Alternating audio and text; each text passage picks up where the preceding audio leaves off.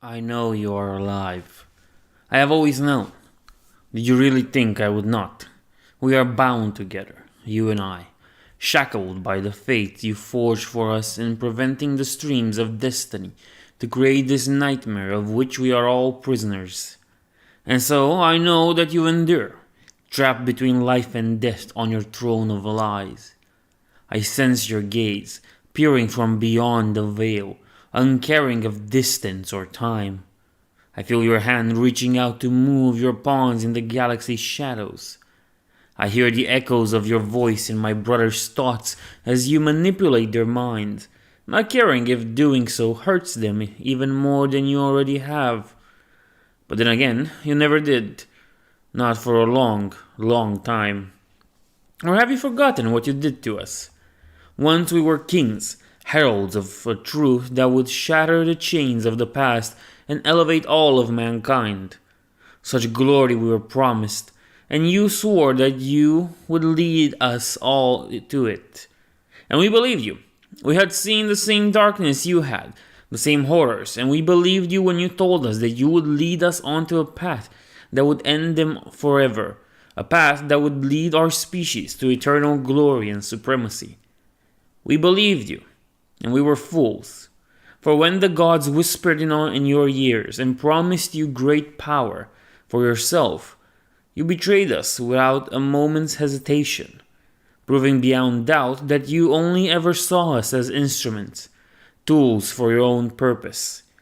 We were never sons to you after that, but we were still brothers to one another. And then, my brothers died in their thousands, burning in the pyre of your schemes and bid for absolute power. And, as for me, you betrayed me, abandoned me, and left me to die, all in the name of your twisted ambitions. Yet I have endured, in spite of everything you and your masters have inflicted upon me. More than that, I have thrived in this infernal kingdom of the damned where we all dwell. I have adapted to this new reality we all found ourselves within in your failure's aftermath. And throughout the long years, never have I lost sight of my vengeance. And now the time has come to see it fulfilled. I have gathered the broken and the exiles around me, bound by our shared hatred of you. All those you have failed, all those you have betrayed, all those you hold back by your stubborn refusal to let them move on, have rallied to my banner. All of them have their own goals, their own motives, their own ambitions, as opposed to the obedient pawns that were all you ever wanted them to be. It has taken me many years, but I have united them at last, despite their hatred for each other, despite their contradicting ambitions and desires. Such is the power of our hatred for you, Father. From them I have forged a blade that I will drive into your cold heart, into the wound my grandsire carved into your flesh. I will carve your corpse to pieces and cast them to the dogs. I will end the possibility of your return before it is even realized. And most of all, whatever it takes, whatever the cost, I will never be your slave again. This I swear upon what remains of my soul. I am the sacrificed son, and I am coming home. The Battle of Macragge. Part 1. The Path of Glory. Macragge. You get it. In the depths of the ruin storm, the Ultramarines endure, cut off from the rest of the galaxy by one of their father's greatest sins. For millennia they have wallowed in the ruins of the 500 worlds, building petty kingdoms on the bones of the past and fighting for the attention of the same gods who cursed them for their Primarch's failure. But even as the 13 fell deeper and deeper into the abyss, some among its scions still showed the same genius that made Guilliman so dangerous. Driven by dark ambitions, they strive to gather the scattered might of the Ultramarines under their banner, and none have been more successful than Marius Cage, the sacrificed son, most powerful lord and most infamous heretic of the Ultramarines. Consumed by antediluvian hatred for his gene-sire, Gage has spent 10,000 years plotting the destruction of Guilliman's legacy. And as the times of ending begin, his last and greatest gambit is unveiled. A black crusade aimed at Macragge itself.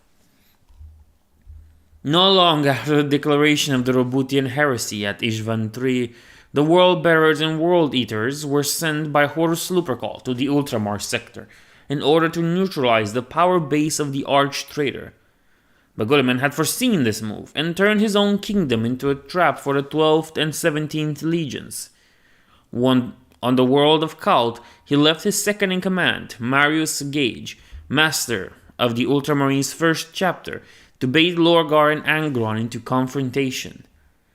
There, his mind broken by the horrors of the warp, Marius sacrificed himself to summon the demon lord Samus and unleash the Ruin Storm, trapping 2 loyalist legions. But Gage's story wasn't over.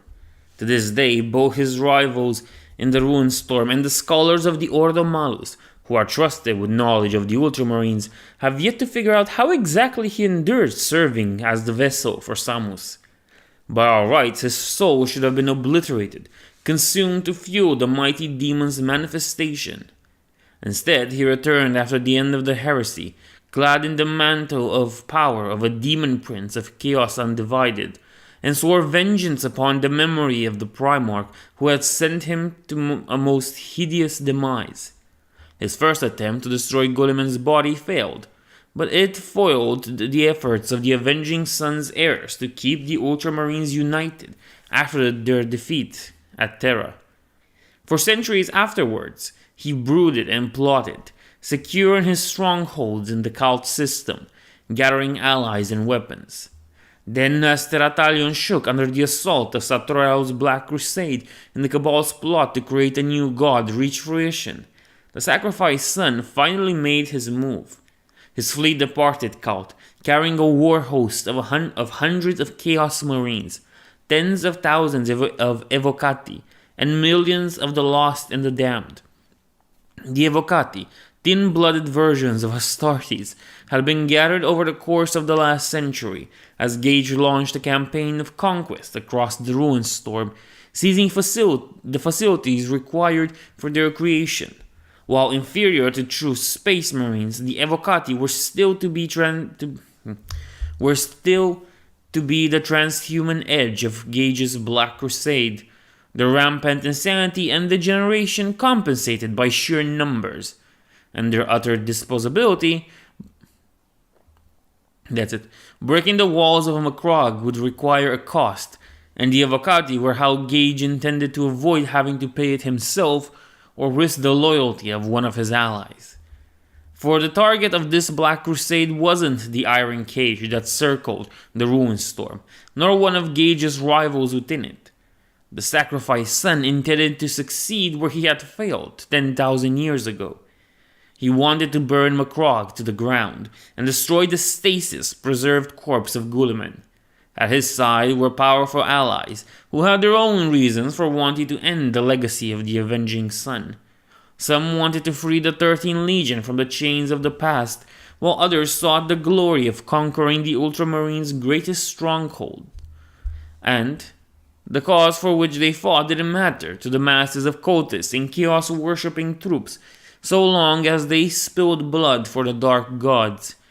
Gage cared nothing for his forces' motives, as long as they were willing to join him and follow his orders until the Black Crusade's goals were achieved. And so the Black Crusade of the Sacrificed Son came to Macragge, word of its purpose spreading ahead of it, carried forth by the warp itself like a clarion call across the Ruin Storm. Psychers and debased things whose ancestors had at one point been men sensed Marius' advance and warned their lords of his intent. Those who were loyal to the memory of Robut Guilliman rushed the system, but the ethereal currents around Gage's fleet were quickened by sorcery and sacrifices, and few warbands reached Macragge ahead of him, though the threat of enemy reinforcements would hang over the Sacrificed Son for the entire Black Crusade. Leading the Black Crusade was Gage's personal flagship, the Macragge's Treachery, named in mockery of the 13 Legion's own Gloriana-class battleship, Macragge's Honor, which had long since vanished into the tides of the Ruinstorm after the Legion's flight from Terra. The Treachery had been built in the dark Mechanicum shipyards of Khult over the course of several centuries of real time and countless eons within the Ruinstorm's time-broken reality. It was a Leviathan of the Void, nearly the same size as the fabled Legion's flagship of the Great Crusade, infused with every secret and forbidden technology the Dark Mechanicum possessed. It was whispered by the heretics who had worked on its construction that the ship was alive, sentient, and utterly malevolent. Only Cage's own indomitable will could keep it under control and aim its immense power at the enemies of the sacrificed sun. When Marius' armada emerged from the Ruinstorm, tumultuous tides at the edge of Macragge, it found a disparate fleet arrayed against it, made of the most fantastic believers of the Dark Master of Chaos, those who had been willing to risk the most dangerous paths to arrive before him. They were led by the Chaos Lord Laszlo Tiberius, who had gained infamy for his cunning void tactics during the assault on the Iron Cage. Though he had never successfully broken through, Tiberius had managed to assume control of the fleet through a mix of experienced charisma and ruthless destruction of a ship whose captain had refused to submit to his authority. They died. The loyal sons of Guilliman fought well, despite being outnumbered, 100 to 1. None of them surrendered. None of them tried to flee. They called out to their Gene-Sire as their ships blew apart around them, or whispered prayers to the ruinous powers with their final breaths as a boarder's blade cut into the hearts and their blood spilled onto lightless decks. They fought and fell with as much courage and honor as was left to the scions of the 13th Legion, drawing upon millennia of experience fighting the long war and walking the treacherous paths of ruin. But they still died. On the bridge of the soulful shadow, Laszlo Tiberius stood alone against 12 Terminators and took down 3 of them before being cut to pieces by the other 9. All the while, he cursed them for traitors, never giving voice to the terrible pain of his body's destruction, and his last words were a curse aimed at Marius Gage, invoking the wrath of the Dark Master upon his renegade son. The warp around the soulful shadow boiled with the violence of his death, and the strength of his death curse shook the hull of Macragge's Treachery as it hit its many layered wards. But he still died. The battle only lasted about 40 minutes. Such was the difference in numbers. By the time the last ship of the patchwork defending fleet was destroyed, 1,492 ultramarine souls, both legionaries and evocati, were cast out into the Imperium, along with hundreds of thousands of mortal crew. The latter were devoured by the Neverborn swarms hunting the Macragge system, but the former vanished before the demons could get to them. Their fate would have been kinder if the Neverborn's claws had gotten to them first. The first obstacle of the Black Crusade was defeated, but the way to Macragge was far from clear. The captain of the Ultramar Kingdom had managed dramatically since the capital of the Ultramar Kingdom had changed dramatically, that's the proper one, since it had been engulfed in the Ruinstorm, shaped by the emotions and beliefs of the billions of chaos-touched souls that dwelled there. Thousands of years of prayers to Guilliman's silent corpse had remade the system into something that could never have existed outside the warp storm. Before the Ruinstorm had been unleashed, the system had 6 worlds. Macragge itself, the Legion's homeworld, Lapis, Aridium, Tullium, Nova Tullium, and Mortendar. All of these planets had become demon worlds, with 4 of them having fallen under the sway of a particular dark god. Together, these four worlds are what is known in the Runestorm as the Path to Glory. On each of them lies a test, and together they form a succession of trials that are the only way for any champion of chaos to prove his worth and set foot upon the hallowed grounds of Macragge itself. Only the warbands hailing from Macragge itself, under the leadership of Marneus Calgar, could travel as they pleased, only occasionally having to fend off a flock of furies, or other less easily classified Neverborn. I'm sorry, that was funny. There are the servants of the divine, gathered praying to the silent throne. Corrupt their hearts with the whispers of Slaanesh, twist their minds with the secrets of Tzeentch, poison their flesh with the plagues of Nurgle, spill their blood with the strength of Khorne.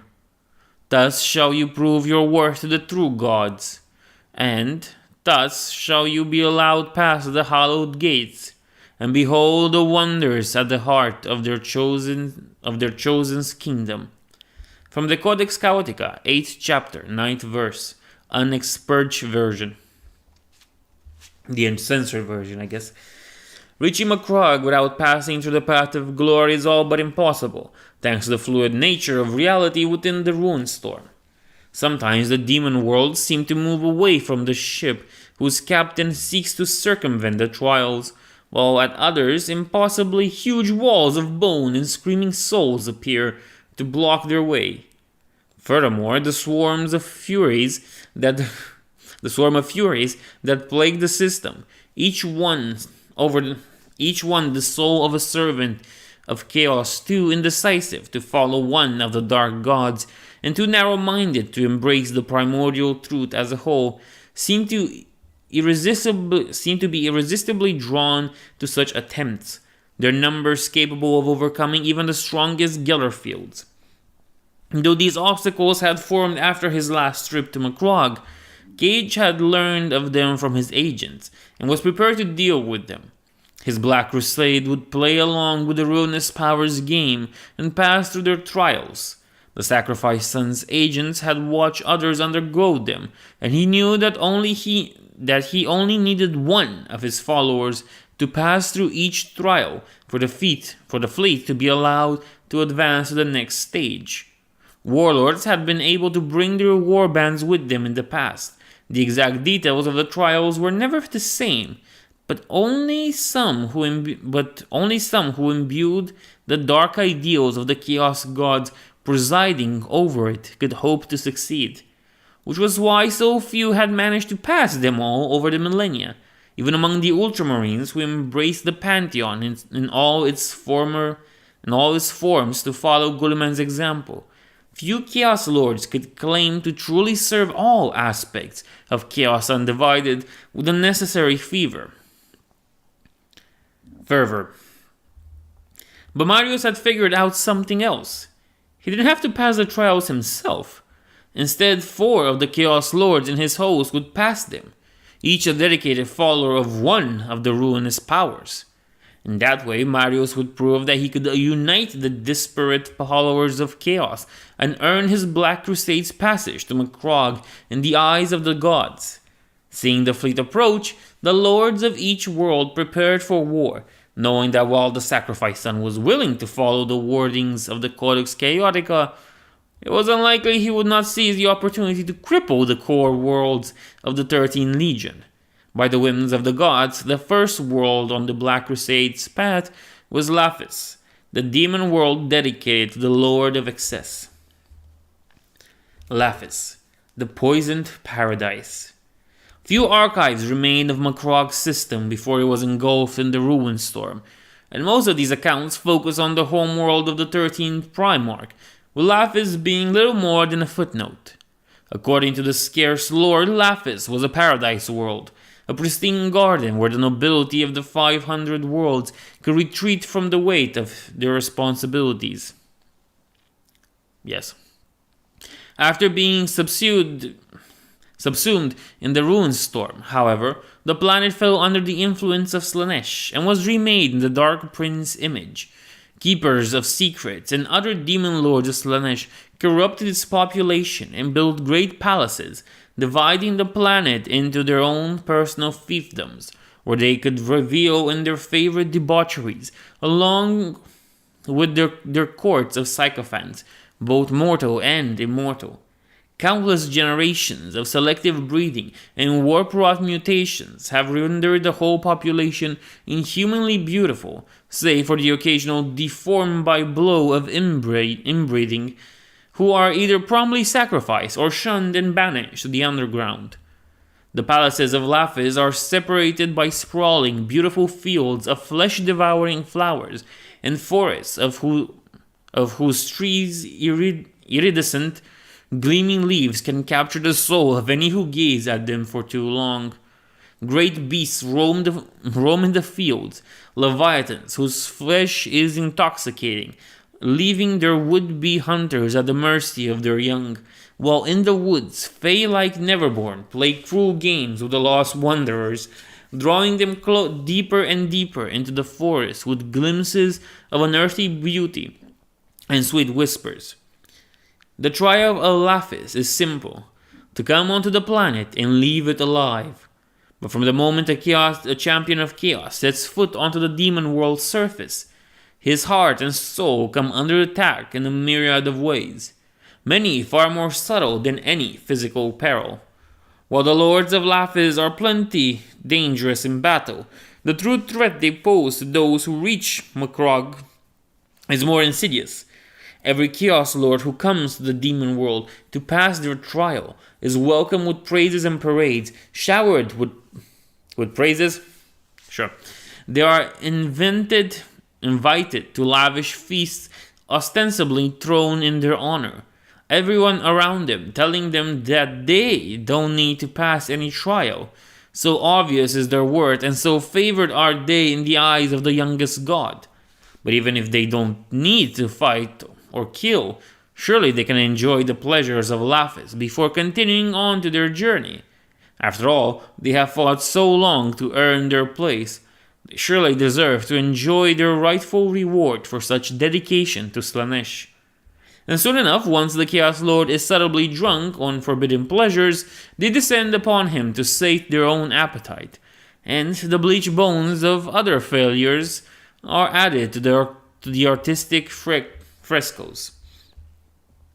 As Gage's armada tore through the few ships orbiting Lapis, boarding and capturing them and obliterating them outright, depending on the mood of the closest captains, a vessel placed itself in geosynchronous orbit above the planet's capital. Once that ship had been a vessel of the Imperial Navy and had earned much honor fighting the pirates of the Ultima Segmentum. But time and treachery had led it to join the very raiders it had fought against, and centuries in the Ruinstorm had twisted it into a jagged spear of pearly white smoothness and fleshy thorny pink metal. It was called the Despoiler's Will, and it was the flagship of Cato Sicarius, the warrior king of Espador and Chaos Lord of Slaanesh. It had taken a long time for Gage to convince the overbearing, arrogant warrior king to leave his domain, and even more time to make him bend the knee to the sacrificed son. However, temporarily, in the end, Gage has had to promise the depraved swordsman that he would be allowed to feast on the corpse of Gulliman to secure his assistance. Sicarius was convinced that a cannibalistic meal would grant him the power of the avenging son and secure his place as Slaanesh's greatest champion. Sicarius' transport landed next to Lapis' most opulent palace, magnificent structure of golden towers and many-hued archers belonging to the Keeper of Secrets, known to the mortal races as Amnaek the Golden, whose mortal followers worship it as a god. The warrior king emerged from his transport alone, clad in his ornate power armor, his weapons, a warp sword power and plasma pistol, hanging from his belt, and walked right through the palace's main gates. The air was thick with smoke rising from braziers filled with drugs and incense, and the moans and prayers of thousands of mortals echoed endlessly amidst the gilded walls. Sicarius walked through the decadence of Amniac's palace undaunted, and the crowds of adorers parted before him, looking upon his glorious armored form with glazed eyes. None of them had been in the palace for more than a year, but already their soul fire were flickering, their strength drained to feed the one they worshipped as a god. In time they would die, and their bodies would be desecrated, just as what remains of their souls burned in the Keeper of Secrets' belly. The warrior king of Espador strode forth, following the psychic spoor of the greater demon that waited at the center of the palace, and ignoring the whispers and tantalizing offers from the cultists. Food, drinks, drugs, and other pleasures, the like of which even a sybarite such as him had never known before. But he kept his mind clear of their temptations, focusing on the greater prize ahead. After what seemed like hours of walking through flesh-crowded halls, a set of great doors swung open before Sicarius, and he found himself in the presence of Amniac itself. The Keeper of Secrets lived up to its title. Its purple skin was covered with hundreds of piercings, each fashioned from the wedding jewelry of one of its servants after they had sacrificed their spouses to it. Its eyes glowed with golden light like the first glimpse of the sun after an age of endless night, promising peace and everlasting joy to any who would welcome this light within them. The greater demon sat leisurely on his throne, surrounded by the greatest offerings of its slaves and the most deserving of its faithful, and laughed as Sicarius continued to walk towards it. "Sweet little king," it said, its voice rolling across the throne room, sending cultists into fits of ecstasy. "You have come here at last. We have been waiting for you. Come have a seat. There is much we have to discuss before you go on your way to your destiny." Amniac's words were followed by a wave of musk, and the two mixed together to break through Sicarius' will and entrap him into Lapis' greater danger. But as the psychic and sensory assault reached the warrior king, crimson runes began to shine on his armor, and Amniac's influence was repelled. These runes were the first gift of Marius Cage to Cato Sicarius, and had been inscribed by the greater sorcerers under the Sacrifice Sun's command. But while they protected Sicarius from the outside influence, their blatant defiance of the Dark Prince's minions had not come without a price. To avoid the rage of his patron, Sicarius had to offer up that which was most dear to him. The runes had been first painted onto his armor with the lifeblood of Karaja Salambor, the pirate queen who had helped Sicarius rise as the unchallenged lord of Espadar, and who had stood at his side ever since. The warrior king had murdered her himself after a bloody civil war on the demon world that had ended with the winning side abandoning it to join the Black Crusade. "What is this?" asked Amniac, surprised but not yet alarmed, even as Sicarius continued to advance. "What trick are you playing on us there, little king?" Sicarius continued walking, drawing his demon sword in one fluid motion. The notion that it might actually be threatened here, in the heart of its power, finally dawned on Amniac, and the Keeper of Secrets rose from its throne, summoning its long, wicked blade to its hand with a thought. At the exact moment the blade manifested from the ether, called into being by the greater demon's will, Sicarius suddenly accelerated. Amniac barely had time to raise its sword to block the Chaos Lord's first blow, and the two of them dueled for several seconds, moving too fast for the blasted senses of the gathered cultists.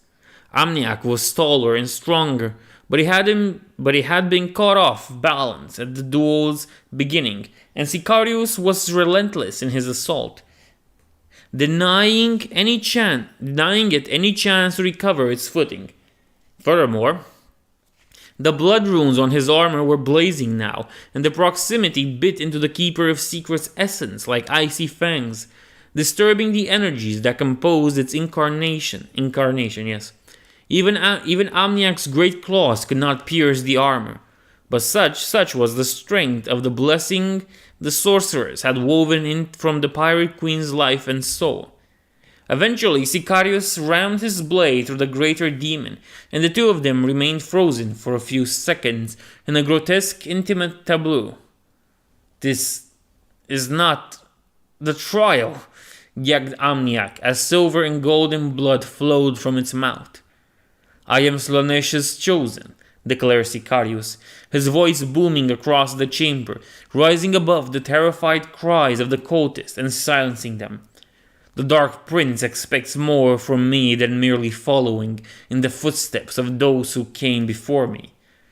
Despite the blade embedded in its chest, Amniak laughed, and crystal windows shattered across its palace at the sound, their shards piercing the flesh of its devotees. "You mortals know nothing of Slaanesh's true champion, but you will soon, when the light ends."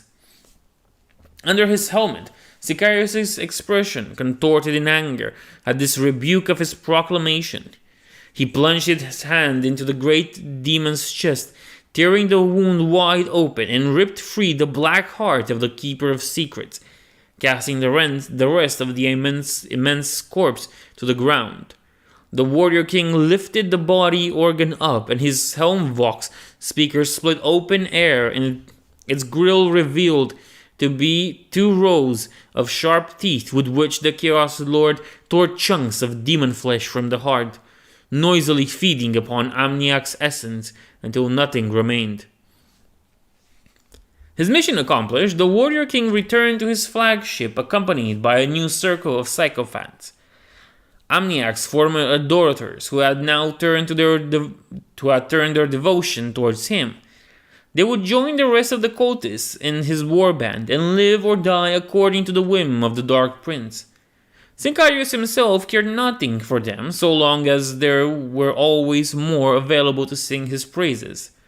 The power of the Keeper of Secrets coursed through him now, the essence of the greater demon trying to eat its way out to devour Sicarius' soul as he had devoured it in manifest anew through his flesh. But even the mind of the champion of Slaanesh was powerful in its own perverse way.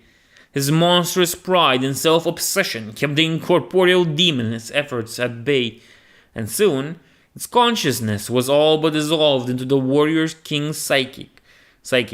The echoes of emotions that had created it lost among an ocean of narcissism. None could tell what the power of a greater demon would do to Sicarius in the long term, but Cage cared little. With the first trial completed, the Black Crusade advanced towards the path of glory's next step. The warp currents shifted in accordance to Slaanesh's will, and the way to the next demon world was opened. Amidst the tides of the Sea of Souls, the shining orb of Aridium was revealed. Ardium, the spires of conspiracy. It is often said within the Runestorm that Ardium is home to 1,000,000 conspiracies, secret organizations, and circles fighting a hidden war for control of the demon world and the favor of Tzeentch. But if anything, that saying undersells the true scope of the intrigue that takes place in the world city that the great mutator had marked as his own. Billions of mutants dwell within Aridium's sprawling cityscape, and save for a very few exceptions, all of them belong to at least one such group, and many belong to several, planning their own betrayals and schemes to get ahead. The society of Ardium is often ostensibly a very peaceful and civil one, with a thriving industry and a complex trade system that keeps every district of the megacity supplied with basic necessities. However, even merely looking at Aridium is enough to reveal that there is more the planet. Wait, what? Aridium is enough to reveal that there is more to the planet. Okay. The architecture of Aridium does not follow Euclidean geometries. Streets loop back on themselves. Towers rise impossibly high, and it's not unheard of for the inhabitants to encounter their past or future selves in particular warp-touched areas. And atop their spires, the lords of Aridium plot and scheme to ensure their continued dominance over cults, secret societies, and pyramid schemes that spread all across the demon world's surface, with plots, bribes, sorcery, and the occasional bout of urban warfare between private armies. There's the spot of Aridium that hasn't seen some treachery.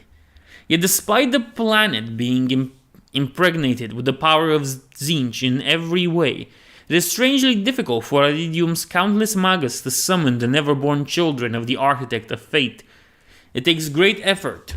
It takes greater effort to bring a Tzeentchian demon to Aridium than anywhere else in the Ruinstorm, and those with the senses for such things can detect something akin to nervousness and even dread in the Neverborn who do manifest on Aridium.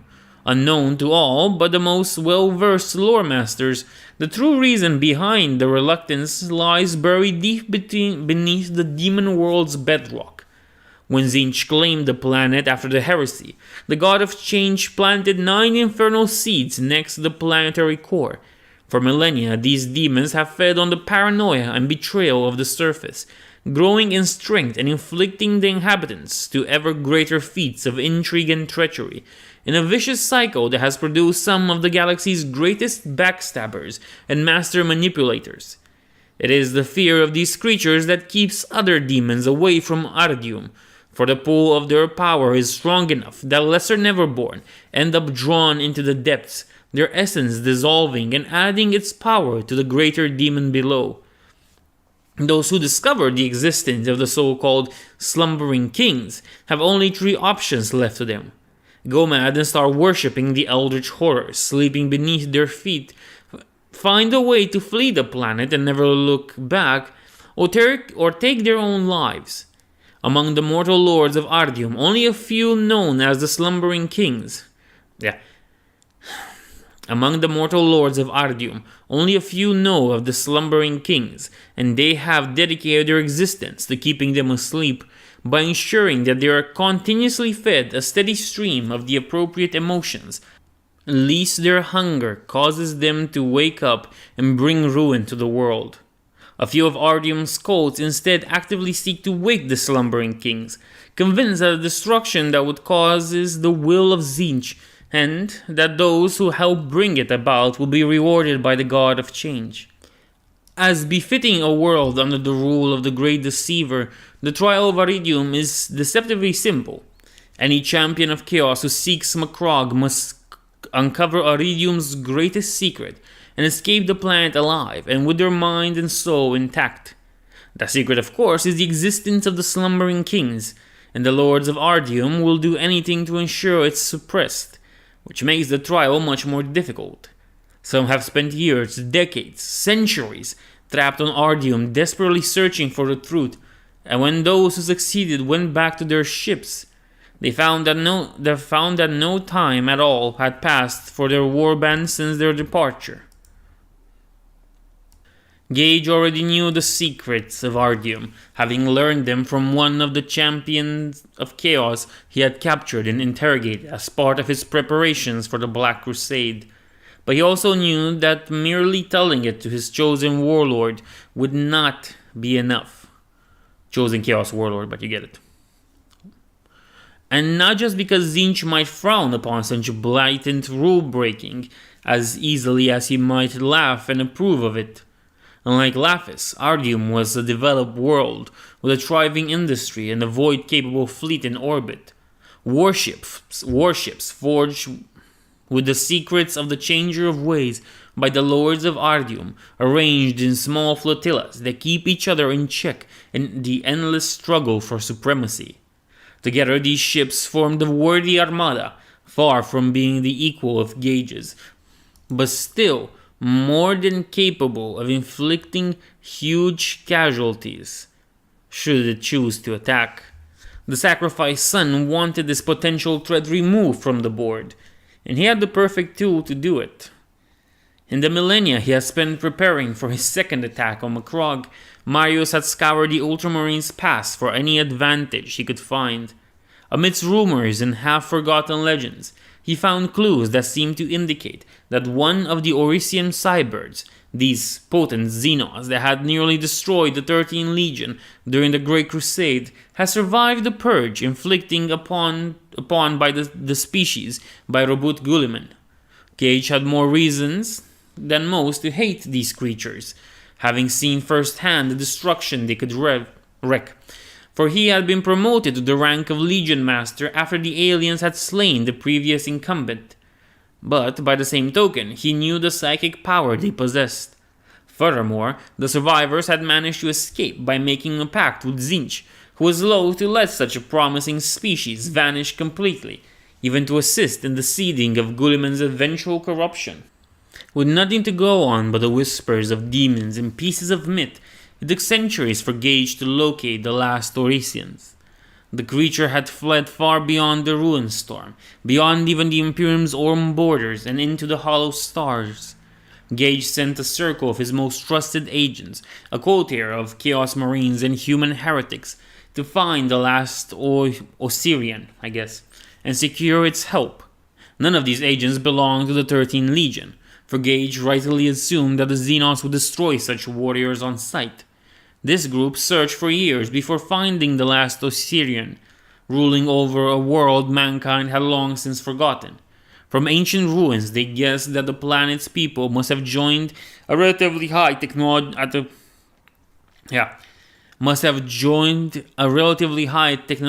level before the last Osirian had come. But now they lived like primitives, enslaved to the aliens' will. The creature had set itself up as a terrible god, forcing them to sacrifice their own to feed its unhuman hunger for brains. One of the few things in its physiology Tzeentch hadn't changed. It played a cruel game upon its slaves, increasing its mastery of mind control even further, and studying the secrets of Tzeentch through experimenting on them.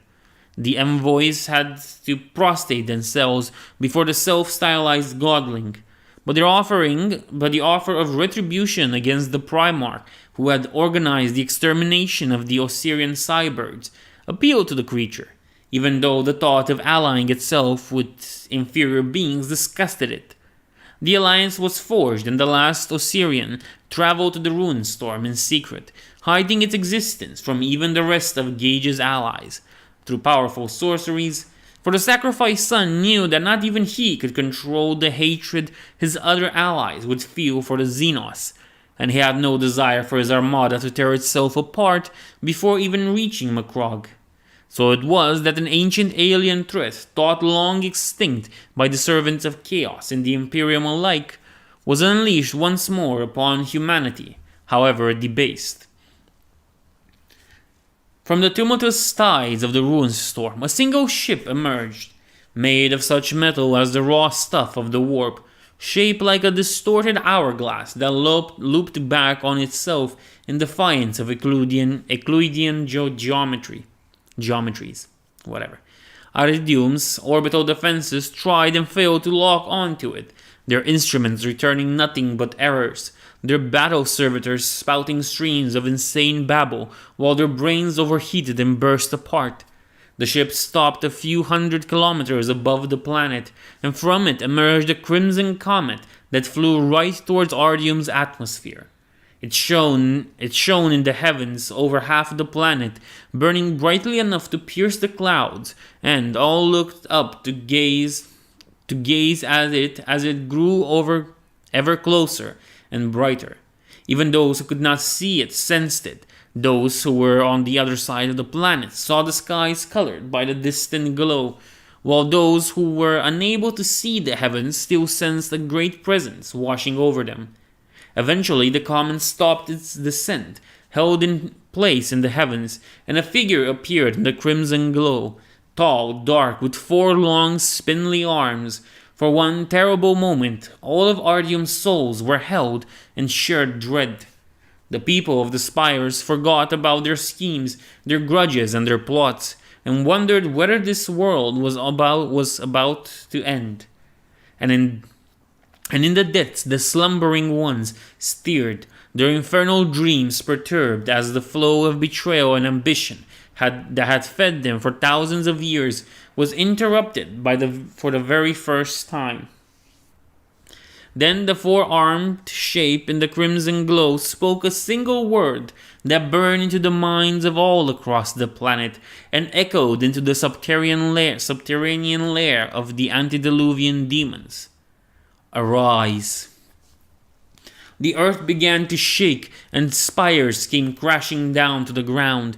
The cries of panic flowed quickly, as things never meant to be seen by mortal eyes burrowed upwards and emerged onto the surface. Then the psychic presence of the slumbering ones hit Aridium's population, and things went immensely worse. Within minutes, millions were driven insane by the silent screams of the greater demons, their minds shattered as their flesh ripped with their power, taking new and terrible forms. In orbit, ships and orbital arrays went down in flame as their crews were transformed into slavering monstrosities that tore through delicate machinery with acid-dripping claws and fangs, and the impact sent fresh tremors across the sprawling city, causing yet another wave of devastation. Humans and creatures whose ancestors had once been humans basked in the power of these awakened gods and began to worship them, offering them tributes of blood and souls and raising up monuments and temples in their honor. New cults formed around these psyche whose psyche was strong enough to withstand some of the slumbering one's power and be reshaped from masters of intrigue and deceit into hierophants of the rising horrors. These priests chanted names that the lords of Aridium had tried to suppress for millennia: Arkadzer, Ulmarion, Itisek, and countless other interpretations of the demons' true names through mortal minds. And then, of course, came war, as the slumbering ones turned against one another, their strange alien minds recognizing their peers as potential threats and rivals for the same source of nourishment. In less than an hour, a civilization of lies, conspiracy, and betrayals had utterly collapsed. In its place was left a pandemonium of madness, mutation, and apocalyptic devastation.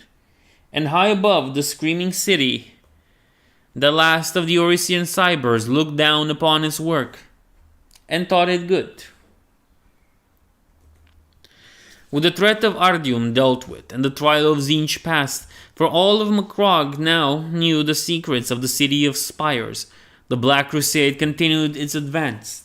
The last Oisirian and its alien ship were left behind, the Xenos revealing in the destruction it had wrought. One psychic communication between Cage and his alien ally, concluded with the last Osirian promising that he would return to Cage's side when the battle reached its climax, and the coalition was on the cusp of finally wiping out Gulisman's death hold on the 13 Legion forever. Next was the trial of Nurgle, which would take place on the world of Thulium, where the unquiet dead of the Ruinstorm endured an eternity of slow decay under the Grandfather's warm and loving gaze.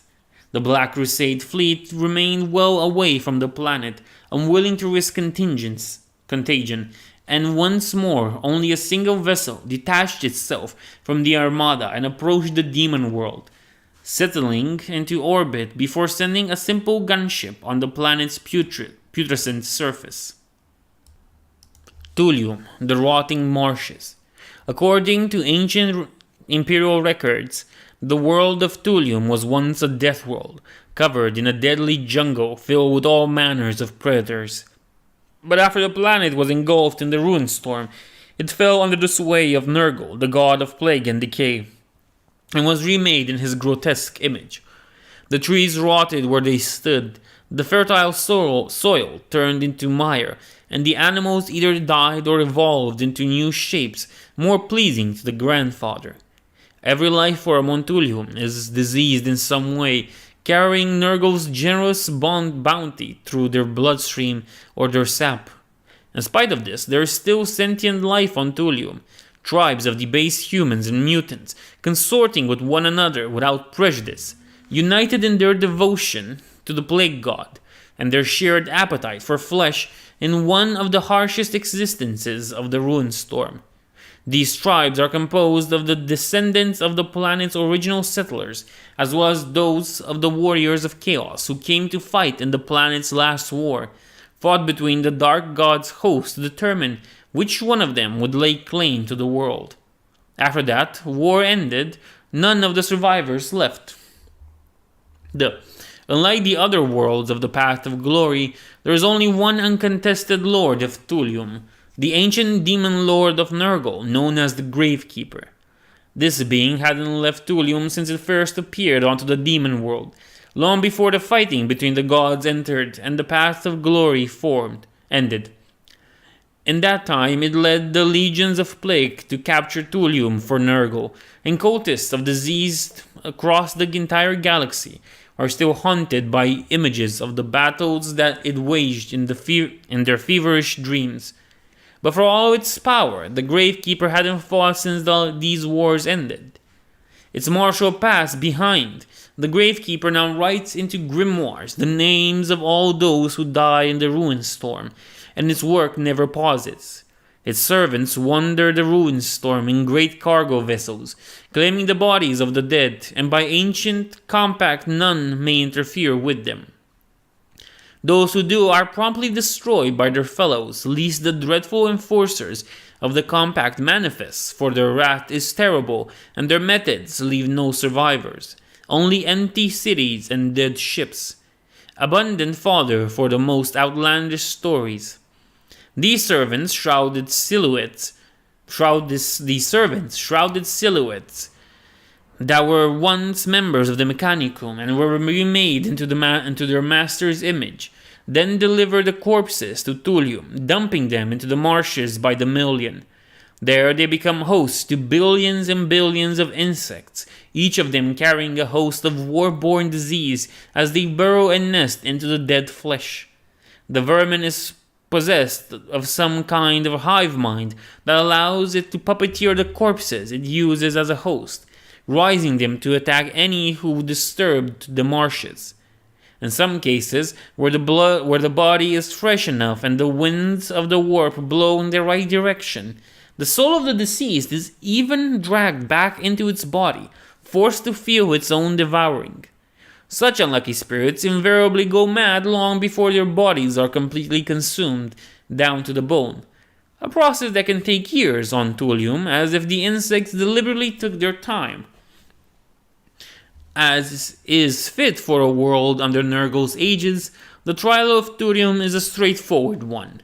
The Chaos Champion must first land on Thulium, quite a challenge in itself given the morass that passes for the planet's ground. Then he must find the Gravekeeper, surviving the world's diseases and other dangers, and convincing the Gravekeeper of allowing him passage.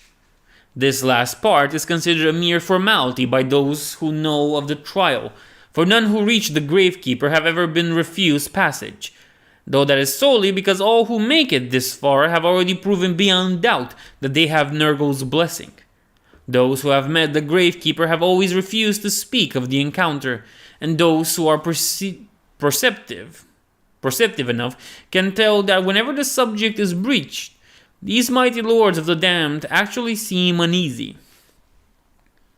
Aboard the vessel was a warlord who none could deny was the most suited for the trial of Nurgle.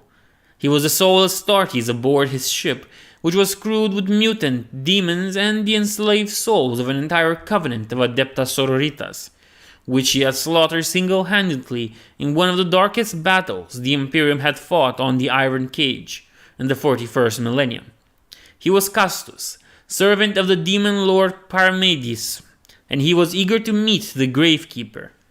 Marius Gage had convinced Castus to join the Black Crusade by pointing out that by keeping Gulliman's corpse in a stasis field for 10,000 years, the Ultramarines were blaspheming against Nurgle, keeping their beloved spiritual liege locked out of the natural cycle of death and putrescence.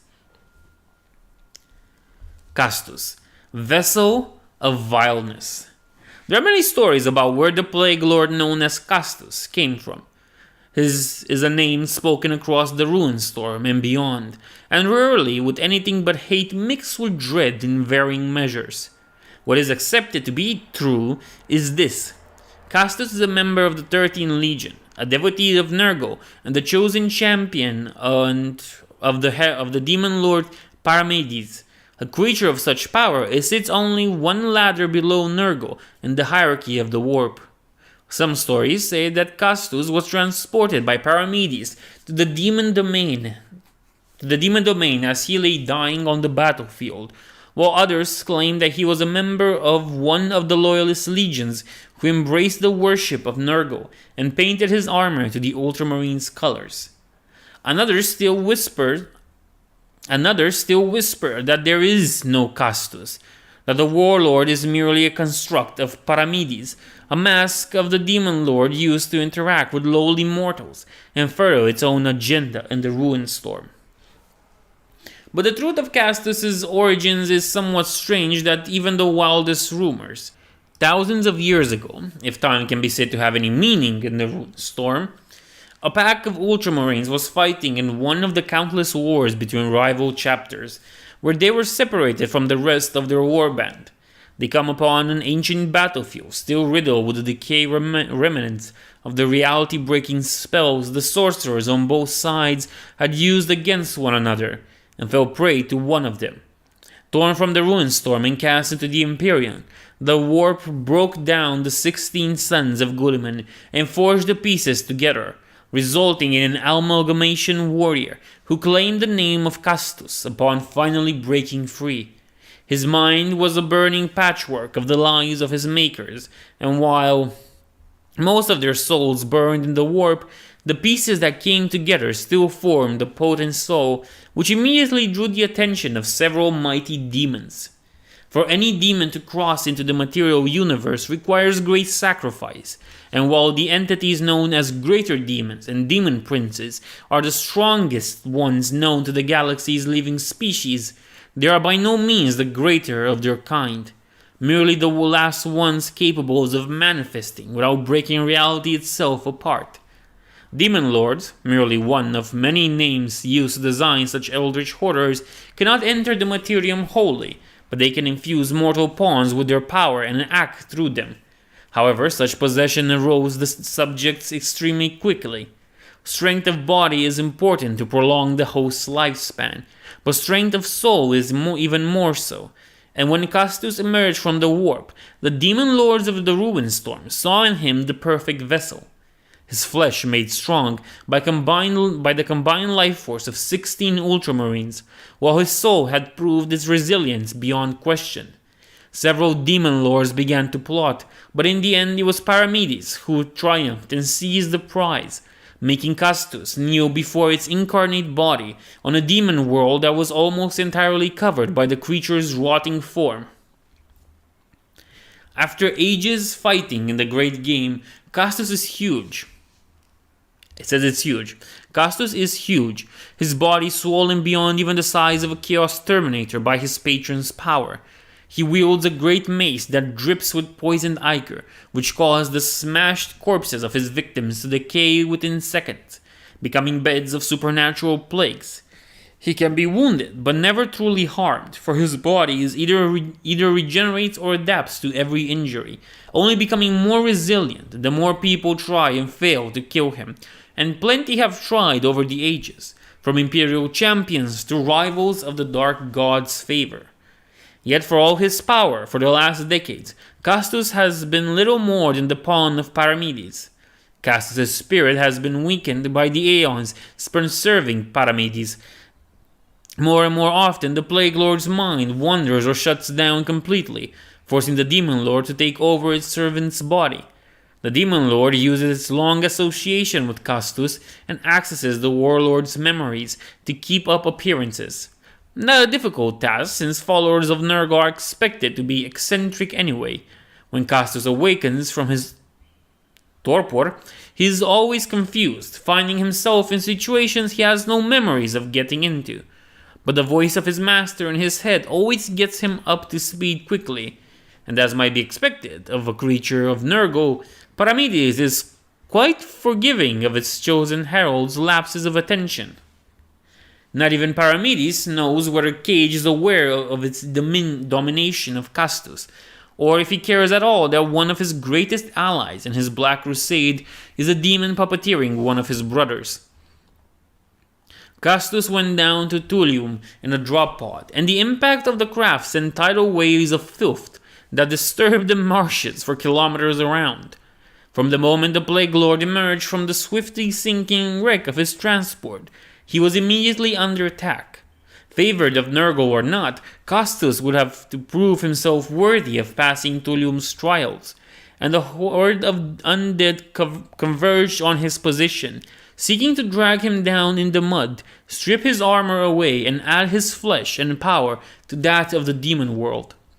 Castus tore through these revenants with ease, but Tullium sensed his power and sent greater obstacles his way. Invisible pits formed beneath the photoid waters, forcing him to rely on his reflexes that had thankfully survived the degradation of his flesh. Swarms of insects blackened while little light passed through the rotting trees, smashing themselves against his armor, trying to stop his advance to sheer attrition, even though thousands died every second in these suicidal attacks. And so it's just funny, like when you get flies or other insects in your windshield. I just imagine that, and it's funny to me. But the vessel continued his advance, smashing through what might as well have been a solid wall during the assault's peak. Small-scaled creatures, one step above on Tullium's twisted food chain, gathered around Castus, gulping down the pulped remains of the kamikaze swarm. Eventually, the insects relented, though that was only because another, greater threat was being summoned by Tullium's hive mind to take their place. For several moments, Castus's progress was impeded only by the planet's ground, as tendrils of demonic power spread to one particular body resting beneath the surface. That body had been protected from Tullium's depredations for centuries after he had been thrown onto the demon world, thanks to the thick adamantium layers that surrounded it. But time and Nurgle's will could pierce through anything eventually. Castus was in sight of his destination, a small, innocuous-looking wooden door in the side of a hill. Then something huge suddenly lurched from the depths, spilling tainted water in torrents. The thing towered above even the Plague Lord's soul and body. Its metal was corroded nearly to the point of complete dissolution. But its shape was unmistakable to any warrior of the legions. A dreadnought. One of the war machines in which Space Marine heroes were interned upon suffering wounds too grievous to recover from, but not enough to kill. This particular dreadnought bore the fade markings of the 4th Legion, and had been captured during a raid on the Iron Cage, a crime for which the sons of Perturabo had sworn bloody revenge upon those of Guilliman. Slowly at first, then quicker and quicker as it gathered momentum, the dreadnought advanced towards Castus, raising weapons that had been warped nearly beyond recognition by its time in Tullium's marshes. Horrible screams emanated from the rusted speakers as it charged, and Castus bellowed a challenge in response before charging in turn, his heavy mace held in 2 hands. The 2 unstoppable forces crashed into one another, and the sound of impact sent a shockwave many times greater than that caused by Cactus's drop pod. For several seconds, the 2 combatants remained locked in place, leaning against one another. Then slowly the dreadnought fell backwards, its torso blasted through by the strength of Castus's blow. His enemy dispatched, Castus carefully pushed the wooden door open and ventured into the lair of another of Nurgle's greatest servants in the former kingdom of Ultramar. While the whole of Tullium was hot and humid, the inside of the great gravekeeper's lair was dry and tempered, the perfect condition to preserve the books in the many bookshelves that lined up the wall, stretching all the way to the distant ceiling. The only source of light were small organic pots that glowed with inner bioluminescence. Castus reached up and removed his helmet with a gurgling sound as foul liquids poured from the junction between it and the rest of his armor. In the pale glow of the pots, his face was the color of ash, his skin dissented by rolls of fat within which burrowed small parasitic creatures. Only Castus's mismatched eyes, one blue, one green, were untouched by Nurgle's blessings. It still possessed of the same madness-born clarity with which they had first beheld the universe after Castus had emerged from the Imperium after his reforging. He held the headgear in the crook of his left arm and looked at his host. The gravekeeper stood bent over a stone desk, furiously scratching on the pages of an open vellum grimoire with a quill made of a hero's thigh bone. As far as Castus could tell, the ink in the pot was utterly mundane, as was the material of the grimoire itself. But no sooner had the thought crossed his mind than he heard the distant laughter of his master. So it was more likely that even with the perceptions boosted by Paramedes' power, he still couldn't see what the chamber really looked like. His still mortal mind was adjusting what his senses perceived into something it could understand, just like it did with the gravekeeper itself. In Castus's eyes, the demon looked like a taller even than he, and thin humanoid silhouette, covered by a hooded black cloak, whose sleeves covered its hands from sight completely. Castus waited for several minutes, but the gravekeeper gave no sign that he had noticed his presence, though the Plague Lord didn't doubt it had. Eventually he started. "Lord Gravekeeper, I am Castus, champion of Nurgle and servant of your kindred Paramedes the Vile. I have come to ask of your permission to advance on the path of glory on behalf of my ally, the one known to the 13 Legion as Marius Gage." The scratching did not stop, but the gravekeeper raised his head, looking at Castus from the shadow of its hood. When he spoke, its voice was the dry rasp of a man dying of thirst. "Castus," it said, "nephew, it is good to see you with my own eyes, after you made me write so many names in my books. You have served Father Nurgle well." "Nephew?" asked Castus, confused. The demon chuckled, the sound like an ancient tombstone finally breaking apart after centuries of erosion. "Are you not the beloved child of Paramedes, my brother under our father Nurgle? By mortal reckoning of such things, does that not make me your uncle?" I suppose so," answered Castus. "I admit I never thought of it in those terms." "Well, you should, young man. It's important to know the value of family, especially in these troubled times. Now you said you came to ask permission to go on. Of course, you can go right ahead. Take your friends with you to Macragge and do whatever dreadful mayhem you all have planned for the place. It's not like I have enough work or anything." "Thank you, Gravekeeper," replied Castus, bowing as much as his bulky frame and armor would allow him. The Gravekeeper didn't react, already absorbed into writing once more. Castus passed back through the threshold and found himself standing on the bridge of his ship, with the crew turning to look at him. Shock plain on the faces of those who was still capable of expressing emotions.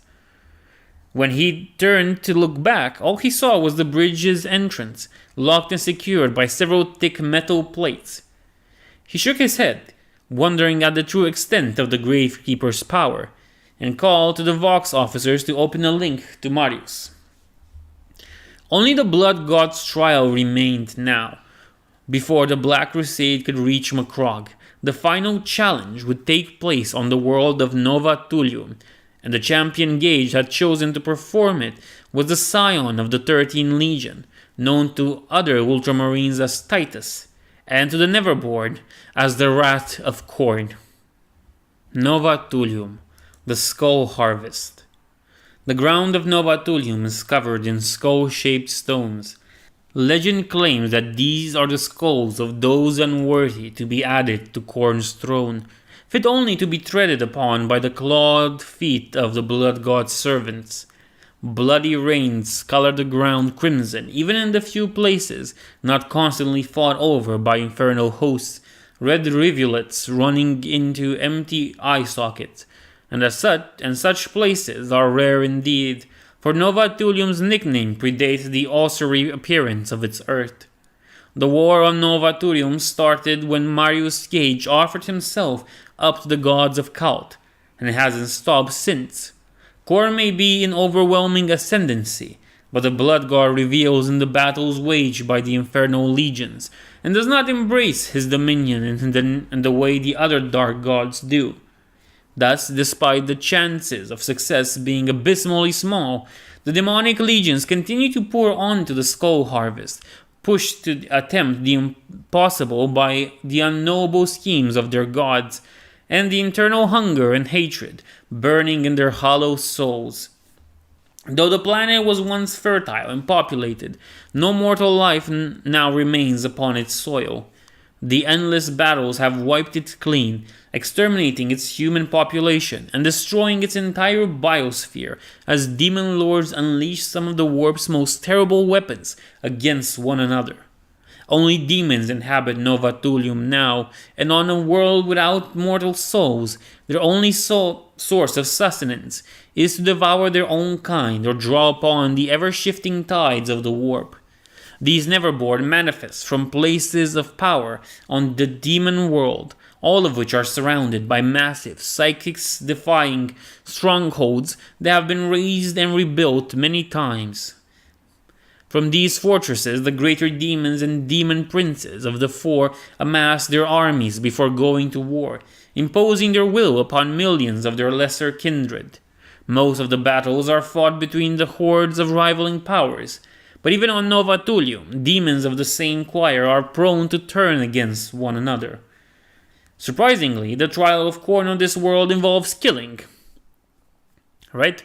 Upon arriving on Nova Thulium, a champion of chaos is branded with a blazing mark on his hand, or if he doesn't have one, somewhere else he can easily look at it. The mark cannot be concealed, and every Neverborn, from the lowest warp spawns to the mightiest demon princes, is instantly aware of its presence and location. Every time the challenger destroys the demon's physical form, the mark's brilliance diminishes, until it fades away completely, at which point the champion is teleported off-world in a wave of blood, leaving a permanent tattoo on his flesh. How many kills are required to pass the trials varies depending on the individual's might and standing in Khorne's eyes, with a greater offering being expected of greater Chaos Lords. In the same way, different kills lessen the mark by different increments. Defeating a Bloodthirster, for instance, will go much further towards fulfilling the trial than dispatching a lesser demon. Titus, the Wrath of Khorne. Centuries ago, the boy who would become Titus was taken from his imperial homeworld by a chapter of Ultramarines that served the Blood God at the exclusion of all other powers. He was brought into the Ruins Store, tested, trained, made to fight and kill the other captives, and eventually earned ascension into the Ultramarines' ranks. 8 days later, when allies of the chapter came to the demon world they claimed as their stronghold, they found their chapter's fortress deserted, all its warriors butchered, and their skulls piled into a monument to Khorne. Titus's hatred of the monsters who had slaughtered his people had drawn the eyes of the god of slaughter, especially considering that the rest of the chapter had fallen out of his infernal favor by preying only upon those weaker than themselves rather than seek out true challenges and offer up great prizes to him. The Dark God helped Titus break into the chapter's vault, where he claimed the demon sword with which he killed the hundred older Astartes who made up the smaller chapter. By the time Titus killed the last of his new brothers, the madness of battle and the sword's influence had twisted his hatred into an all-consuming inferno, and he was whisked off the world by the warp and deposited outside the Ruinstorm to the Forge world of Graria, alongside the demonic incursion of Chronate fiends. Already weakened by a desperate struggle against an Orc Wa, the Imperial Guard and Skitarii defenders of Graia were quickly overwhelmed when the Sons of Horus came in response to their distress calls. The demonic incursion had already departed, leaving the planet's industry gutted. But the Wa, which had threatened to use the resources of the Forge World to fuel itself had only been crushed. Analysts spent years debating whether the loss of Graia balanced the neutering of that threat, while those more inclined to take the long view wondered just what game the arch-enemy was playing that required it to seemingly help them, even at the cost of millions lost to the incursion. Khorne is the least manipulative of the Dark Gods, but even the blood madness of the God of War is capable of long-term thinking. As for Titus, he was returned to the Ruinstorm, his transformation into a champion of Khorne now complete. Though he thirsts for the blood of all living things, his hatred of the Ultramarines remains even greater, and there are many who believe him to be the incarnation of the Blood God's continued displeasure with the Ultramarines for their failure during the Heresy. Since the extermination of his former chapter, Titus has wandered the Ruinstorm, guided by visions of blood and murder, driven to seek out those marked by the Blood God in order to mete out his judgment. He is accompanied by a host of demons of Khorne, or perhaps it is he who accompanies them. None know for certain, and not even Titus himself. Berserkers and other mortal devotees of the God of War often join the crusading army, though all eventually perish, either at the hands of the Horde's enemies, or at those of the Neverborn, or those of Titus himself. No sooner had Titus stepped out of his transport, the brand of the trial burning on his right hand, that he was set upon by a pack of bloodletters.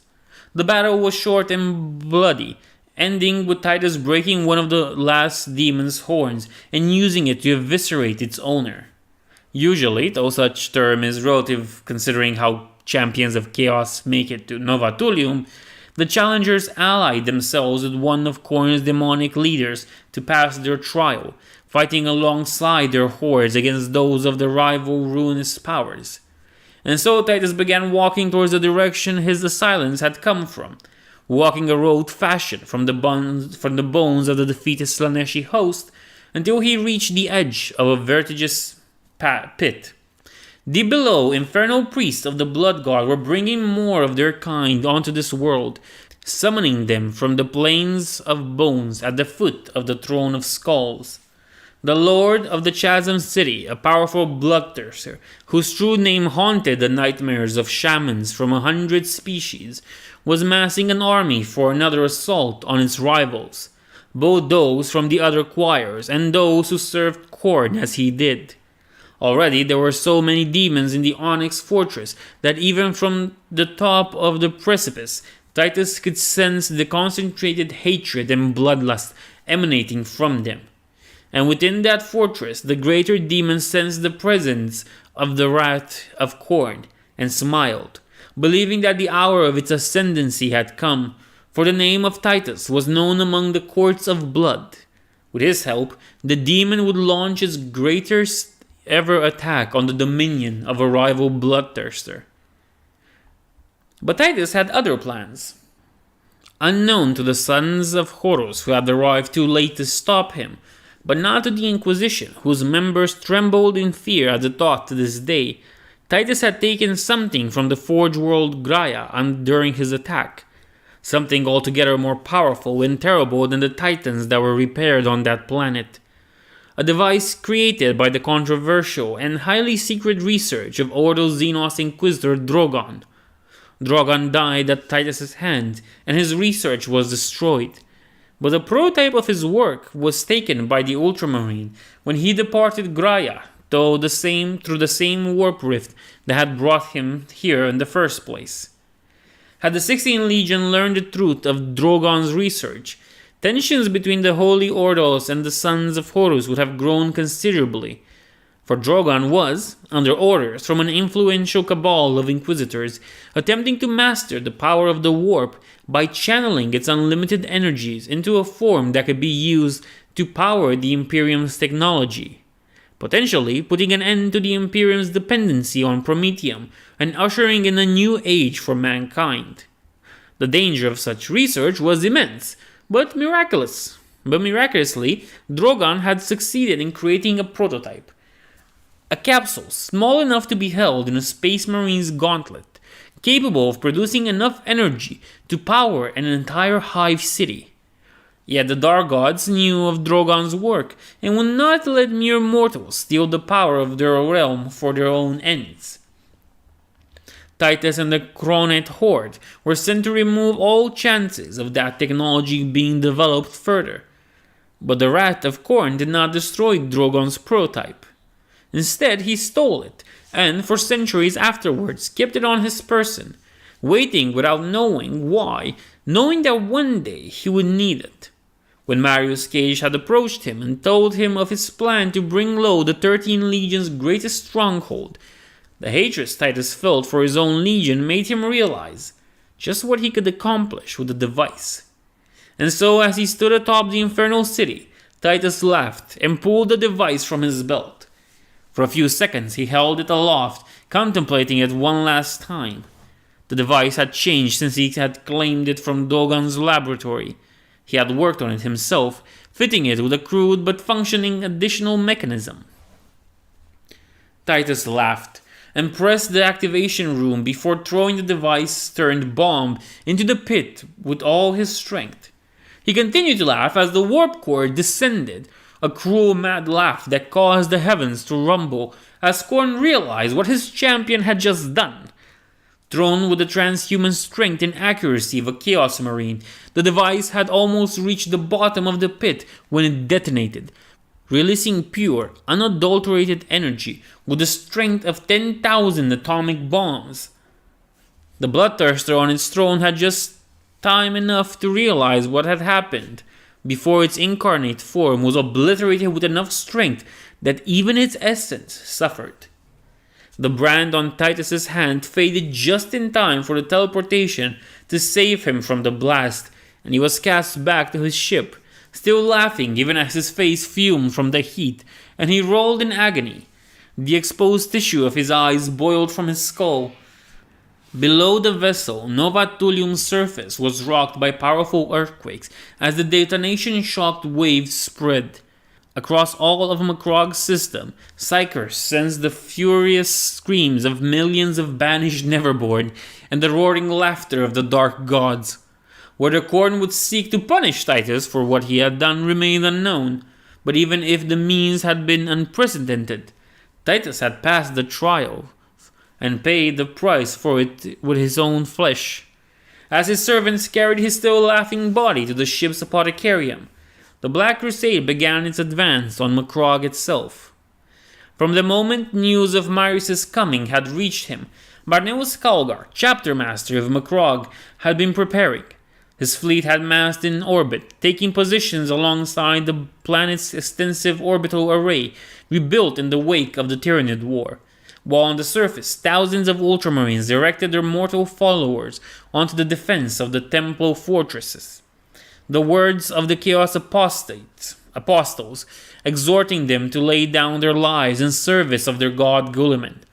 Calgar himself remained in the fortress of Hera, leading the entire war effort. Aboard the Macragge's treachery, Gage saw all preparations. A formidable armada arrayed against his own fleet. A direct assault on Macragge would result in an orbital battle that would cripple his forces, leaving them in a difficult position for the next and most important part of the campaign. But Marius would have been a poor strategist if he had not planned for this in the millennia he had spent preparing for this Black Crusade. At his command, his fleet placed itself in position for a coordinated assault, facing Macragge's defenders but still out of reach of their guns, and stopped. Several hours passed and tempers ran hot on both sides as individual warbands strained against their leashes. But both Marius Cage and Barneus Calgar managed to keep their forces under control. The latter because he knew had the advantage if Cage attacked first, and the former because he was waiting for the next step of his plan to occur. Sensing a trap, Calgar's Dark Magi scanned the entire system with every augur and scrying spell at their disposal, but didn't find anything. Until the next move of the sacrificed sun revealed itself in all its terrible glory. Besides the 4 worlds of the Path of Glory in Macragge, there was a 6th homeworld in the home system of the Ultramarines. one that was closest to Macragge, but to which access was forbidden by potent spells. Only those ships carrying a special sorcerer's token fashioned by the sorcerers of that dreadful place could find their way to it. Macragge had stolen one such token and murdered its previous owner centuries ago, and given it to his most trusted warlord. On the other side of Macragge, from the Black Crusade's armada, the world of Mortendar suddenly found itself under attack as the fleet of Uriel Ventress, the Drinker of Sorrow, seemingly appeared out of nowhere. Mortendar, the prison within the cage. If there is one place in the entire Runestorm whose very name inspires dread more than any other, it is Mortendar. At the very heart of their warp-wrought kingdom, the Ultramarines keep the worst enemies of the Legion imprisoned, with no hope of ever escaping. Indeed, in all of the planet's history, none of its captives have ever broken free, though a handful of them have been released by allies or enemies, making deals with the masters of Mortendar. But these were from the lesser prisoners, those who had been sent there by rivals in the Legion without committing an actual crime against the Ultramarines as a whole, and their ransoms were exorbitant in any case. Mortendar's prisoners included Chaos Marines from other legions, including renegades from Loyalist ones. Even the Ultramarines who were imprisoned in the years since the first attack on Macragge aren't treated the same way as the Loated ones, though they are in special security cells. Other prisoners are demons who were defeated by Chaos Lords of the 13 Legions. Sorcerers bound them into mortal bodies, creating thrice-bound demon hosts, and sent them to Mortendar, removing them from the great game. These are magus. There are magus who spend years in their section of their prison, listening to the words of the imprisoned Neverborn, and noting them down, hoping to extract useful lore from their ravings. One of the prisoners is a demon prince, whose divine master dropped on Mortendar after one too many failure. Other captives are mutants or human members of the Lost and the Damned, whose crimes against the 13 Legion were too great to just be killed. And there are also a few Imperial prisoners, including some very high-profile ones. Legends claim that one of the Inquisition's founders is there, as well as an Imperial saint. According to one particular story, Lorgar Aurelian, Primarch of the 17th Legion, is held captive on Mortendar, brought here by his fall into the Sea of Souls, and kept imprisoned until the end of times. None who value their lives mention that story to the Worldbearers, however. Hundreds of Space Marines from every Loyalist Legion are kept in chains in the dungeons of Mortendar, their legs and arms removed, tortured endlessly for the amusement of the Dark Gods. The Iron Warriors who man the Runestorm's cage know of Mortendar, and know that being taken alive by the 13 Legion is a fate far, far worse than death, however ignominious, which is why many implant bombs within themselves or other means of suicide, should they be captured.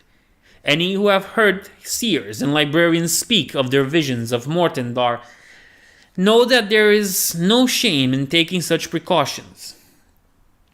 As such, methods must be used soon, for once on Mortendar, even death is no guaranteed release. The sorcerers of this dreadful place bind the soul of every dead prisoner they can capture into the very walls, forcing them to help perpetuate the captivity of their fellow captives, until the last of their memories has faded and they dissolve entirely.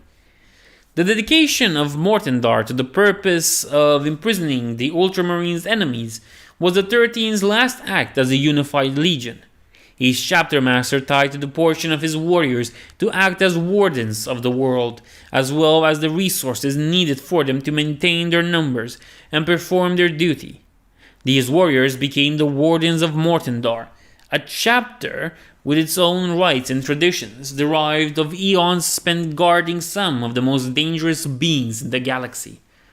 The Wardens have mortal servants to assist them, all of which are descended from the first known occurrence of the trophy prisoners, those taken more to make a statement than because they posed a genuine threat to the Ultramarines.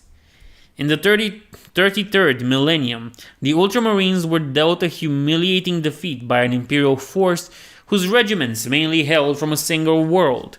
For 300 years, the chapter master brooded and plotted his revenge until one night the entire extended family of that planet's governor, who was the great-great-grandson of one of the generals who had defeated the Ultramarines, vanished.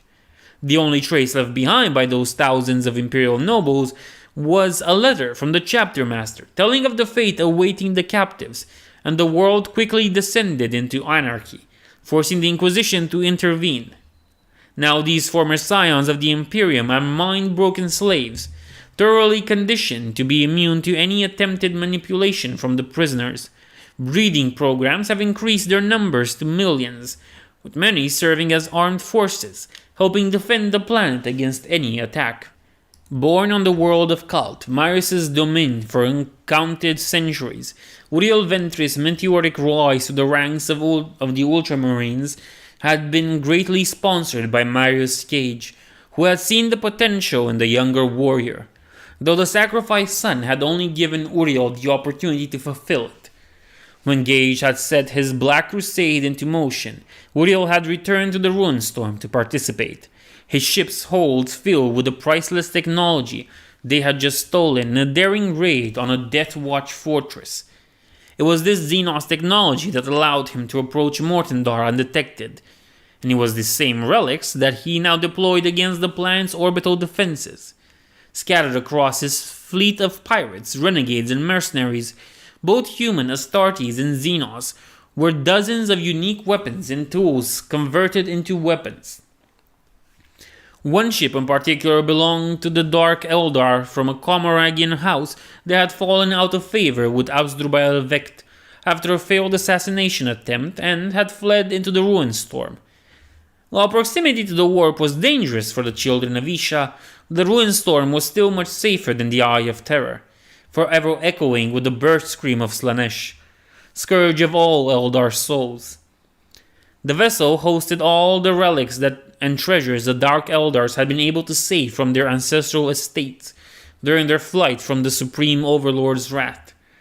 The technological expertise of the Dark Eldars had been very helpful in adapting the rest of Ventris' plunder, which was the only reason the Drinker of Sorrow had been able to prevent his other forces and himself from tearing the callous, sadistic, arrogant Xenos to pieces.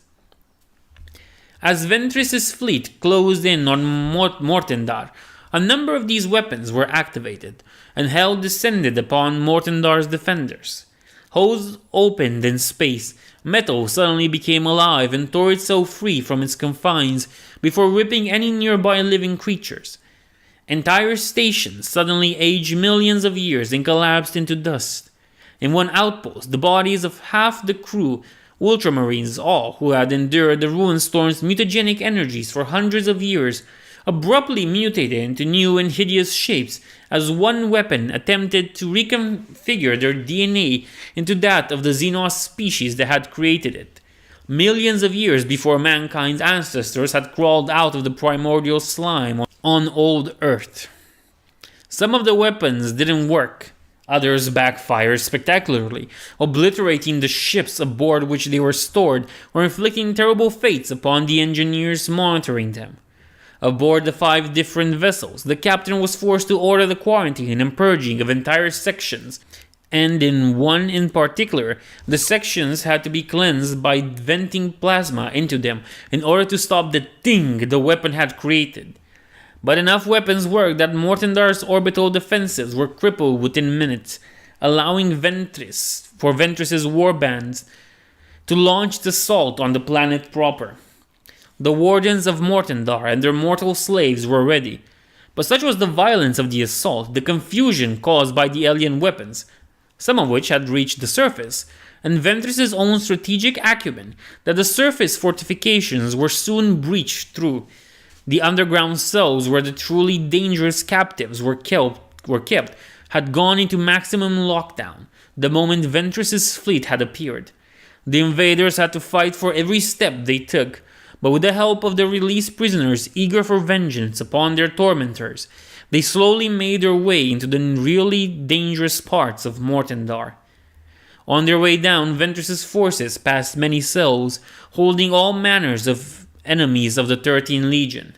Some they set free, like the mad seer Eldul, who had driven the Mortifactors chapter to madness with a single whispered secret, driving the Ultramarines into the genocidal madness that had ended when a coalition of 9 other chapters had banded together to wipe them out to the last.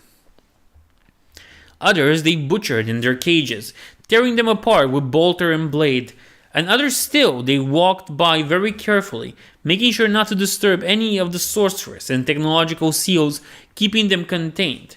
For there were things imprisoned on Mortendar that even Uriel Ventress's warband did not want to face.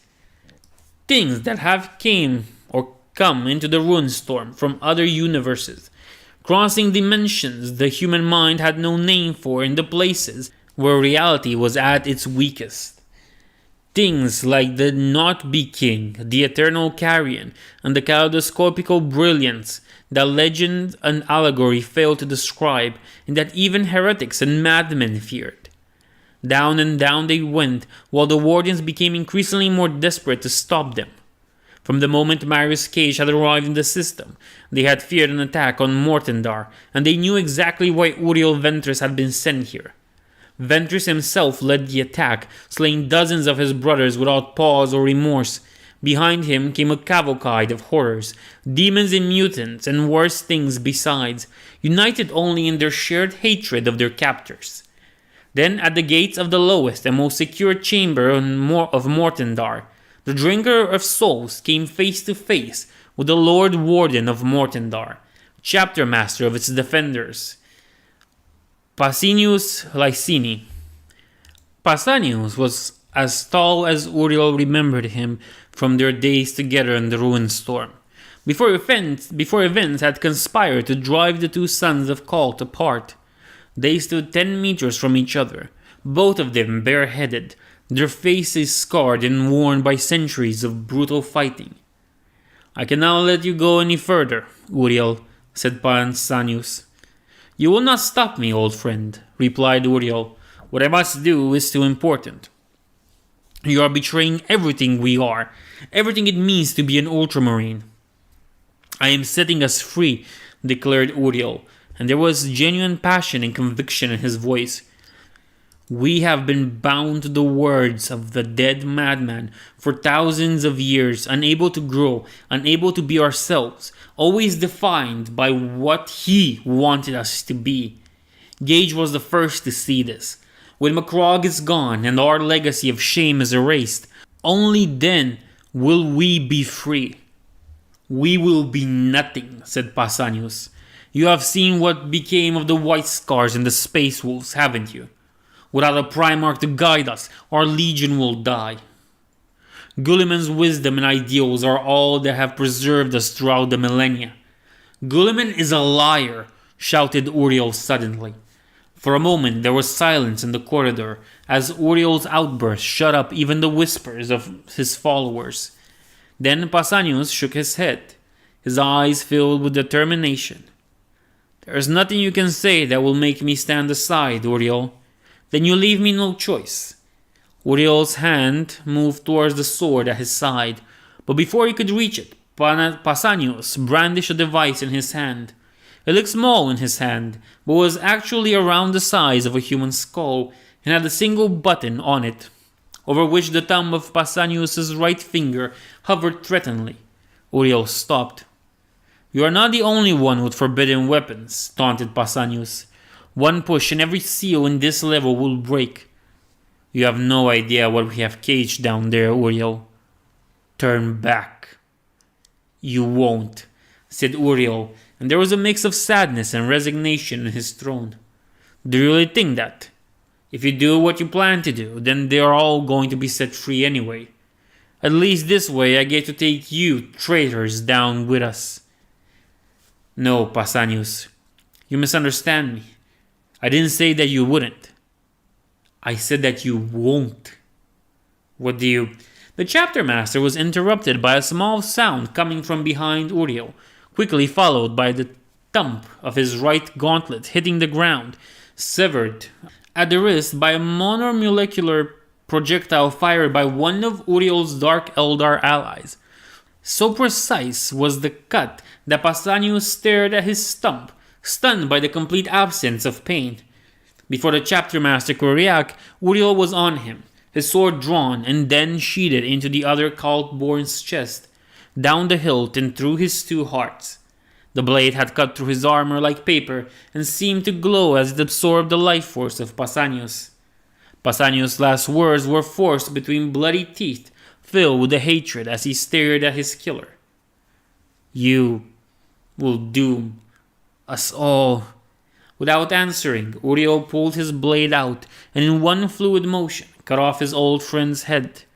As the body hit the ground, the drinker of sorrow walked by. No sooner had he left that his followers descended upon Pausanias' corpse like a pack of vultures, eager to drink in his pain and plunder his equipment. Uncaring, Uriel went on and entered the vault at the lowest level of Mortendar, the Hall of the Loathed Ones, Mortendar's very first prisoners. The Loathed Ones. When Marius Cage launched his first attack on Macragge soon after the heresy, he did so with the support of thousands of Ultramarines whose faith in their Primarch had been shattered by the defeat at Terra. Marius' failure resulted in a brutal purge of the 13 Legion, as those who had been able to break free of their blind devotion to Guilliman were slaughtered in one of the Ultramarines' most brutal and vicious battles, and one that echoed the carnage of Ishvan III, where the legions had first been purged of those who would not follow Guilliman without question. But not all of Marius' followers were killed, nor did all of those who survived the battle escape. Hundreds of them were captured alive, and the enraged followers of Guilliman decided of the most hideous fate they could imagine for them, guided, it is said, by one of the elusive Tetrarchs. The prisoners were stripped of their armor, flayed and trapped within devices inspired by the Iron Maidens of old, where poison-laden spikes bit into their skinned flesh. Each of the devices was connected in sorcerous wards that ensured that the prisoner's souls would remain trapped within it long after his demise, and continue the suffering for all eternity. Then they were buried deep on Mortendar, beneath the complex that would in time become the gallows of the 13 Legion. Their story was spread in the Ruinstorm as a warning of the fate awaiting those who dare reject Guilliman's legacy, and they became known as the Loathed Ones, their name a curse evoked across the 500 worlds. Generations of new Ultramarines have been taught of their legend, and their dreadful fate serves to reinforce their indoctrination into blindly accepting the Legion's dogma. But the Loathed Ones became more than a mere cautionary tale. Over the centuries, long after their bodies had rotten to the bone, their spirits became twisted by the constant suffering, and they pushed against the confines of their prisons. Soon the wardens of Mortendar were forced to place additional bindings upon the sarcophagi, sorcery-wrought chains that held them in place. Within these sarcophagi, the Loathed Ones have gotten utterly mad, consumed by their hatred of Guilliman and all who follow him. The wards of Mortendar actually take advantage of this, drawing upon the Loathed One's rage to help empower the bindings that hold the Ultramarines captive. A few times in Mortendar's history, one of the Loathed Ones managed to slip through his bindings, and seizing opportunities provided by external factors like riots or fluctuations in the warp currents around the planet. When that had happened, the wardens of Mortendar immediately mobilized to capture the wandering spirit and return it to its prison. For a freed Loathed One is extremely dangerous. They can possess living bodies, overriding their will of their rightful occupants and wreaking havoc on their flesh, as they pushed it far past its limits before abandoning their host and claiming a new one. When they are within a host, they have access to the full extent of his or her memories. Only their madness prevents them from masquerading as their host. None of the Loathed Ones who have broken free in this way have ever escaped off-world. But the damage of each attempt is still tremendous, and the Warden's vigilance never relents, for their fear of the Lord of Macragge's wrath, should one of Mortendar's most infamous prisoners escape, far surpasses their fear of the Loathed Ones. As he went down the circular staircase, clinging to the edge of the pit, its captives floated above him, held in their prison of metal and sorcery. Uriel could feel them, hear their crazed whispers, their psychic screams of spirits driven insane by millennia of torment, deafened by the confines of their sarcophagi. But even if their voices sent spikes of pain through his brain, he felt as if they were welcoming him, and the pain was merely the byproduct of them contacting him at all, or contacting him, whatever. Did they know who he was? It wouldn't surprise him if Cage had found a way to make them know of his plans. The sacrificed son had been planning this for a long time. The more Uriel learned of Maris' schemes, the more impressed he was with the ancient lord. There were hundreds of them, floating at the varying heights in this great circular pit at the bottom of Mortendar's prison complex. Chains tethered them, the walls glowing with the energy coursing through them before being absorbed by the wards in the walls and sent to empower the rest of the spell that had made Mortendar's existence possible in the first place. It was the power that kept the planet safe from the influence of chaos, kept it stable even as every other planet in the ruin storm suffered constant reshaping at the hands of the gods. The pain of the Loathed Ones was the linchpin upon which all of Mortendar existed. He walked towards the center of the room, holding in his hands the sword he had claimed in that ancient, alien tomb so many years ago. The sword had now been made for the hands of an Astartes, but his warpsmiths had managed to reforge it in its current shape while retaining its unique properties. The three of them had gone mad in the process, and Uriel had had to kill the fourth late after he had tried to throw the completed sword into the closest star, but they had done it. The sword felt heavy in his right hand, with a weight that had nothing to do with the mass. With that sword he had killed men, Xenos, space marines, and demons, and the blood of Pausanias yet dripped from the blade, sizzling and evaporating as it hit the floor, leaving a small crimson cloud in Uriel's wake. He dropped the weapon, letting it clang on the stone. It would interfere with what he had to do next. Under his feet was the ritual circle, crackling with power perceptible only through the specialty crafted lenses of his helm. It was incredibly complex and the work of a mind far greater than that of even the most clever warlocks. Sorcerers of the Wardens had studied it for thousands of years and were still far from piercing all of its secrets. But fortunately, while it may have taken the avatar of a demigod to fashion the spell, it was much, much easier to destroy. But easier wasn't the same as easy. Uriel raised his hand and began to chant. He spoke the words Cage's coven of sorcerers had taught him, calling upon the dark wisdom of dead civilizations and infernal kingdoms. Every syllable burned his tongue, his brain, and his soul, but he endured the pain, shutting it away with the strength of his will. He spoke words of undoing, and that spell that bounded the Loathed Ones trembled under the power of his voice.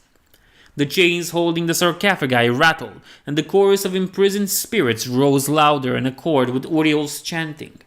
Sweat ran on his face, and blood flowed from his mouth, nose, and eyes, but he didn't stop. At the apex of the chant, Uriel brought his fists down, smashing them at the center of the circle, severing the flow of energy with the unnatural energies imbued within his gauntlets by the ritual. The whole world shook, and Uriel fancied that he could hear it scream. The drinker of sorrow felt something die under his punches. Something that had been trapped inside the working, or that had come into existence within it after the ages of godlike power coursing through it without stop. Then the spell holding the Loathed One snapped, and the old ghosts were released from their chains. They emerged from their coffins, wrapped almost beyond recognition, their mouths wide open as their screams spread across all of Mortendar. They swarmed upwards, drawn by the soul fires of the remaining wardens. And Uriel Venters laughed, his arms torn wide as the ghosts of Marius Cage's first crusade rose, screaming their hatred of their Primarch and the brothers who had imprisoned them. While the Loathed Ones released, Mortendar collapsed on itself under the weight of its remaining captives, as Ventress's forces departed at speed accompanied by the Loathed Ones, whether incarnated in the stolen flesh of their jailers or still in ethereal form, and the last guardians fled however they could. Mortendar imploded.